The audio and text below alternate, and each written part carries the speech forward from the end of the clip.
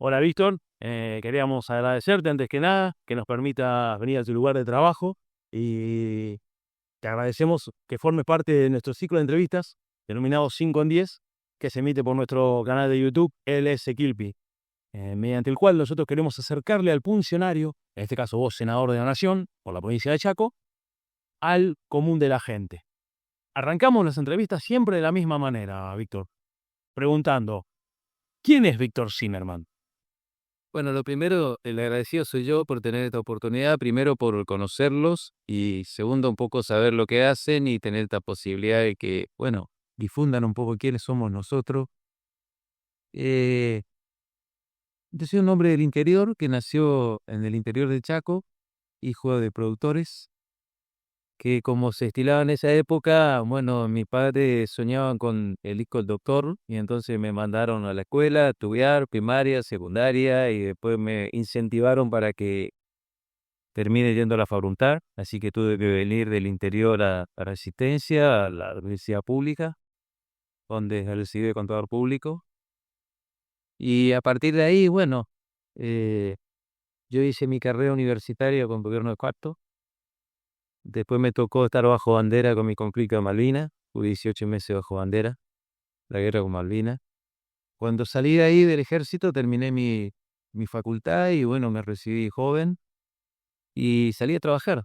Agarré un portafolio con una tarjetica y recorrí el interior de Chaco y Formosa, diciéndole al comerciante, a las cooperativas, yo soy contador, quiero trabajar y a partir de ahí armé estudio en varios lugares, trabajando muy bien en el sector privado. Y después apareció, bueno, Raúl Ricardo Alfonsín, que nos enamoró a todos, con una vuelta a la democracia y entonces a partir de ahí militamos en política, en la juventud y después empezamos a acceder a distintos cargos de representación.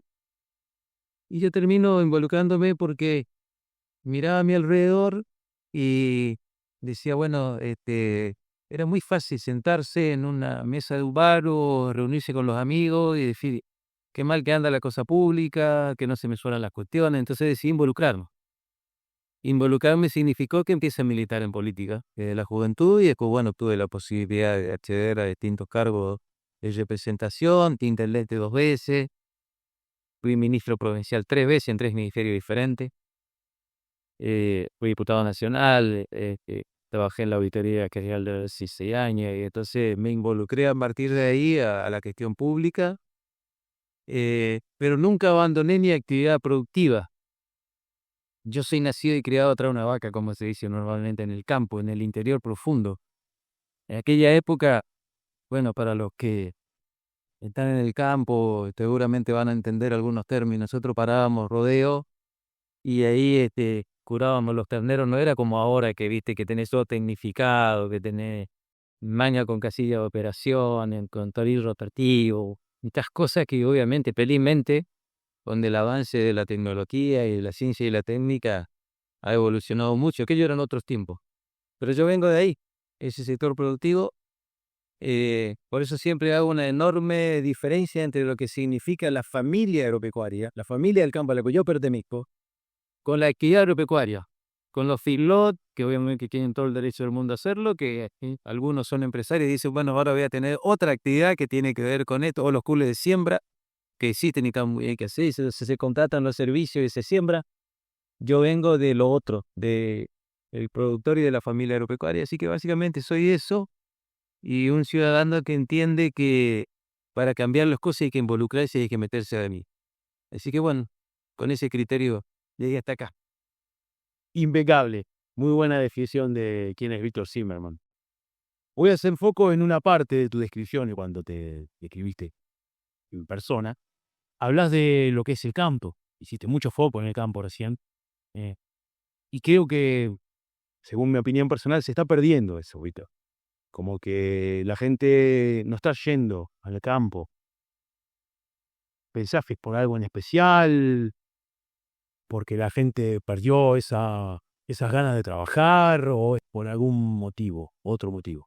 Yo creo que es un proceso de cambio que para algunas cosas el tema de la comunicación, el tema del desarrollo tecnológico es para bien y otra cosa porque a muchos jóvenes les muestran un mundo ideal permanente al que supuestamente tienen que acceder. Ahora no le dicen, ni le cuentan cómo se hace para acceder a ese mundo ideal, que tiene que ver con el marketing, marketing, perdón, tiene que ver con el consumo. Y entonces hace que de alguna manera muchos jóvenes tengan la mirada en otro lado y no en esta actividad que de alguna manera es muy diferente. En mi época, mi papá y mi familia y los vecinos eran reconocidos por ser buenas personas, no por salir en televisión. Y entonces lo importante en ese tiempo era el valor de la palabra. Muchas veces uno necesitaba firmar un contrato para que los compromisos se cumplan.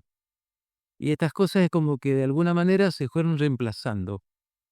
Y también hay otras cuestiones que tienen que ver con que los que vivimos en el interior y los que vivimos en el campo, una vez que tenés la posibilidad de venir a la ciudad, donde vos tenés todo concentrado al alcance de la mano, en el campo muchas veces no tenés electrificación rural, no tenés televisión, no tenés señal de Wi-Fi. Ahora ya se ha avanzado mucho, pero todavía hay muchos lugares, sobre todo del norte y del interior, que no tienen la misma infraestructura y la misma comodidad que tiene la ciudad.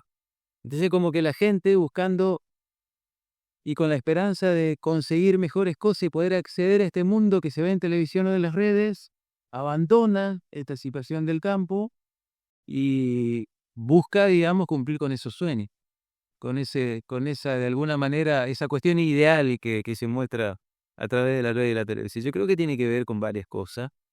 Y entonces eso hizo de que, bueno, muchos jóvenes, que son siempre el motor de cualquier proceso y fundamentalmente de esto, deciden no quedarse. Y entonces ahora tenemos hasta un problema. La gente que trabaja conmigo en el campo se está envejeciendo y no tiene reemplazo. Ya no encontrás una persona que haga poste, hacha como se hacía antes. Ahora se hace con motosierra y se hacen poste cuadrados. Si mi papá se levantaría de la tumba y ve que yo hago alambrado con poste cuadrado, yo vuelve a caer, digamos. Porque el alambrado se hace con poste redondo y el poste redondo se hace con hacha, no hay hachero. Entonces, ya la gente no quiere andar a caballo, anda en moto. Y acá en el centro del país en triciclo. Entonces, si vos querés buscar una persona que amanse un potro, que para nosotros era normal y era casi un juego cuando éramos chicos, era casi un juego, era realmente, a ver, la diversión, digamos, amansar un potro. Porque bueno, a veces hacía alguna travesura, el que se creía más jinete, en realidad tenía que ser corajudo, a lo mejor no tan jinete, corajudo en el sentido de subirte y que bueno, y que Dios te ayude, y si te queda arriba, te queda arriba. Bueno, esas cosas han cambiado. Ya no se encuentra esa gente que quiere hacer estas cosas, por todo lo que te describo. Y entonces, bueno, estos son los procesos. Habrá que adaptarse. Obviamente que yo estoy absolutamente a favor del avance de la tecnología y de la ciencia aplicada. Es más, yo soy el autor, cuando fui diputado nacional, fui aprobado por unanimidad, yo soy el autor de la promoción y desarrollo de la tecnología moderna. La primera vez que se normó en la Argentina este proceso que tienen que ver con ciencia y técnica. Y ahora desde la Comisión de Ciencia y Técnica pudimos años anteriores normatizar todo lo que tiene que ver con la nanotecnología. Entonces, no reniego de los avances, pero en realidad ese contraste hizo de que, bueno, de que los tiempos sean diferentes. Así que, bueno, habrá que adaptarse a los nuevos tiempos. Hoy tenemos inteligencia artificial. Imagínate, nosotros no teníamos teléfono para comunicarnos. De la época que yo te estoy hablando, y entonces, bueno, los tiempos y los desafíos eran otros. En tu descripción, al comienzo también mencionaste al doctor Raúl Alfonsín. Obviamente debe ser uno de tus máximos referentes en política. Así, describímelo, ¿cómo era el doctor? Bueno, yo al comienzo no tuve mucha cercanía, porque bueno, después sí con el tiempo, porque sí pudimos compartir algunas horas de charla en el Comité Nacional. Yo fui secretario del Comité Nacional y tesorero del Comité Nacional, además de ser presidente del Comité Provincial de mi provincia. En ese momento era, bueno, lo que nos deslumbraba, el hecho de este, empezar a recuperar los derechos, las libertades, la forma de que él nos convocaba, cómo nos enamoraba con su discurso, era una cosa, es qué sé yo vine a algunos actos de estos que se recuerdan acá en Buenos Aires, multitudinario, y actos multitudinarios en mi provincia, y era el ídolo máximo de lo que uno podía en algún momento poder ser, digamos, era un faro, una referencia, era la vuelta de la democracia y la democracia para siempre, digamos, después bueno, de los golpes militares. Y entonces yo creo que marcó una época y a nosotros de alguna manera nos invitó a soñar, de que era factible a través de la democracia, de la política, transformar la realidad, y a través de la política fundamentalmente transformar la realidad. Y entonces él levantó siempre valores que no se pueden soslayar en tiempo. El tema de la mano tendida, el tema de la no confrontación, el tema del diálogo, el tema de encontrar un acuerdo de los abstentismos, cuando recitaba el preámbulo, o cuando de alguna manera, me acuerdo cuando la revelación del cara pintada, cuando de alguna manera convocó a todo el pueblo argentino y él personalmente fue al conflicto, no mandó ni a un ministro, fue personalmente. Y después nos enteramos que no sabía si él volvía o si lo iban a tomar de rehén, digamos.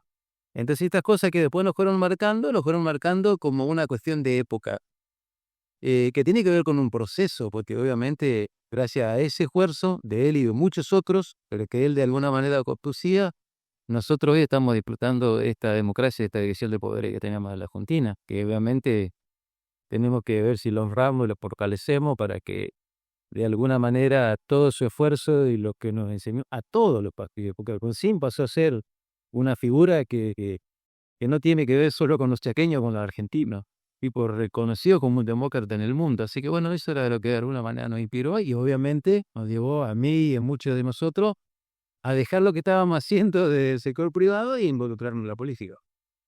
Siguiendo la línea de tu respuesta, te habrás dado cuenta de la gran fragmentación política que hay hoy. Sí. ¿Crees que está faltando un Raúl Alfonsín para unir fuerzas políticas? Yo creo que nunca va a haber un Raúl Alfonsín, porque digamos, estos líderes son inigualables. Ahora, debiéramos copiar un poco más a Raúl Alfonsín y a otros, para ver si finalmente esta fragmentación y esta confrontación que nos viene haciendo mucho daño últimamente, yo lo repito permanentemente, lo digo acá en el Senado con pares senadores, porque hay 3 senadores por provincia. Yo tengo el honor de haber sido elegido por los chaqueños para representar la provincia ante el gobierno federal. Ahora, los otros senadores también fueron elegidos. Dice, a ver, tenemos que hacer un esfuerzo para no confrontar tanto, para no agraviarnos entre los otros. Pareciera que hoy hay que ir a una sesión de comisión o a una sesión del recinto y hay que agraviar al otro, insultarse para poder tener de alguna manera algún grado de protagonismo. Yo creo que es el camino inverso. Porque nosotros necesitamos más diálogo, necesitamos más consenso, necesitamos más la mano abierta. Vos sabés que cuando vos convocás a alguien a tu casa y le mostrás tu living, tenés que estar dispuesto a aceptar que, bueno, que de alguna manera todos opinan igual y tenés que también ceder en algunas cuestiones. Ninguno de nosotros tiene la verdad absoluta. Yo veo que acá hay senadores que opinan de todos los temas, desde medicina hasta energía nuclear, cuestiones económicas, y me parece que no, las cosas no son así. Cada uno tiene su especialidad y obviamente tienen derecho a opinar. Yo no quiero sostener a nadie, pero me parece que tendríamos que encontrar el lugar del consenso, del debate, de enriquecer los proyectos y de ver cómo hacemos entre todos para tener un norte, porque tenemos más dificultades que posibilidad de resolver los problemas. Cuando vos estás en crisis, tenés que abrir las manos, tenés que convocar al otro, tenés que darle una palmada, porque no tenés forma de hacerle llegar cuestiones que es de primera necesidad a todos. Pero si vos lo involucrás y hacer parte de la resolución del problema, yo creo que es más fácil. Entonces me parece que ese es uno de los grandes legados de la Ulrika Alfonsín, y ojalá que, bueno, que esta democracia incipiente, si comparamos a otros países del mundo, nos llegue finalmente a eso y que podamos diseñar políticas de Estado como lo hizo Brasil en el Junta Agropecuario. Empezó por Enrique Cardoso y ahora tenemos el Frente Parlamentario de donde 512 diputados nacionales, 370 pertenecen al campo. Puede venir cualquier presidente de la izquierda, del centro, de la derecha y la política agropecuaria no se cambia. Y ahora Brasil es el tercer productor de alimentos del mundo, cuando parecía que nosotros era lo que teníamos que tener ese destino. Bueno, o date un tema, así que espero que podamos estar a la altura de las circunstancias. Yo no pierdo la esperanza. Impecable, Víctor. La verdad, muy buena reflexión. Bueno, para ir cerrando este ciclo de entrevistas, sin olvidarme de agradecerte nuevamente que nos permitiste el ingreso a tu oficina acá en el Senado de la Nación, en el Palacio. No me quiero olvidar y no quiero dejar pasar de lado. Vamos a hacer una salvedad hoy en nuestro ciclo porque hacemos una pregunta determinada que es similar a la primera, pero hoy voy a hacer foco en Malvinas. Quiero que me digas qué fue Malvinas para vos. Bueno, a nosotros en ese momento éramos muy jóvenes. Yo hice clase 62 y había tenido prórroga para ir a la universidad y entonces estaba la clase 63 bajo bandera, nos reincorporaban a nosotros, dimos de baja la clase 63 y fue la clase 62 mayoritariamente la que fue al frente.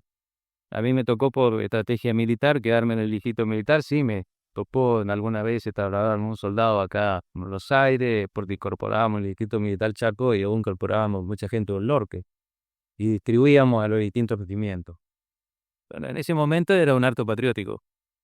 Yo tendía, siempre le cuento a los jóvenes, yo tendía en el distrito militar cientos y cientos de tranquilos que iban a anotarse para venir a la guerra. Y después te recordarán las colectas y bueno, vendieron como que era una cuestión de defender nuestra patria y muchos argentinos estábamos dispuestos a hacerlo. Ahora no sabíamos a qué nos enfrentábamos. Nosotros dentro del ejército joven decíamos, bueno, ¿cuándo será el momento de que nos va a tocar ir al frente? Como si íbamos a una cuestión que íbamos a después celebrar, no sabíamos exactamente qué estábamos haciendo. Nosotros, los jóvenes, los que o de alguna manera conducieron el proceso, sabían que Conin. Entonces, te digo que eso fue en Bobina. Y después nos encontramos con la realidad de que obviamente era una forma de ver cómo se podían seguir quedando en el poder y todas estas cuestiones que obviamente ya lo sabemos y mucha gente en el pueblo tiene que tiene sus impresiones, pero a mí me impactó de esa manera. Y bueno, fue una experiencia enriquecedora, pero también lamentable. Creo que, además, yo soy de los hombres que creo que las guerras no te conducen a nada. Hay que hacer el máximo esfuerzo y sobre todo esta cuestión que nosotros para enterarme qué pasaba en el frente de batalla, yo era asistente de un teniente coronel, teníamos mucha la radio y lo comunicado lo que hacían permanentemente, usted se acordará. Ya no, vos sos muy joven, pero vos seguramente te podrás acordar y si no buscar el archivo. Y entonces, bueno, también fue una enorme improvisación y tal, con lo que pudimos ver después. Pero al comienzo teníamos un gran entusiasmo y éramos todos, queríamos salir a defender nuestra patria y ejercer esto del patriotismo que nos sale a todos los argentinos. Perfecto, perfecto, Víctor. La verdad, de vuelta, muchísimas gracias. Gracias por invitarnos a tu lugar de trabajo y fue un honor, la verdad, entrevistarte fue un honor. Yo quiero que me permita hacerte un agregado, siempre lo hago. Yo quiero aprovechar a hacer un enorme reconocimiento al personal del Senado. Desde el que nos atiende, nos hace la limpieza, los choferes, los que me sirven el café, los que trabajan en las comisiones, que nunca tienen la oportunidad de salir en una radio y en una tele, y sobre todo los que trabajan conmigo en los equipos técnicos. La verdad, estoy muy, muy satisfecho. Nosotros no podríamos hacer ni el 10% de lo que hacemos aquí en el Senado si no tendríamos el apoyo del personal de todos los sectores y de todos los partidos, porque los que están acá recorriendo y nos atienden permanentemente, por lo menos yo siento eso. Sé que hay algunos que pertenecen al peronismo, sé que hay algunos que pertenecen a otro partido político, no todos son de mi partido político. Pero la verdad es que quiero aprovechar para hacer un enorme reconocimiento a los equipos técnicos, a todos los que de alguna manera hacen que nosotros podamos trabajar y que en mi caso, inclusive yo pueda recibir el premio de recibir en el 2023 como uno de los mejores senadores de la contina, no lo podía haber hecho solo, para nada. Los más de 1.500 proyectos que tengo presentados y escritos y firmados en el Senado, con estado parlamentario en algún momento, no lo podía hacer si no tenía este enorme equipo de gente que trabaja a destajo muchas horas por día, independientemente del día de la semana. Así que permitime hacerle un reconocimiento a todos ellos. No, la verdad que no tenemos por qué darte permiso. Te agradecemos.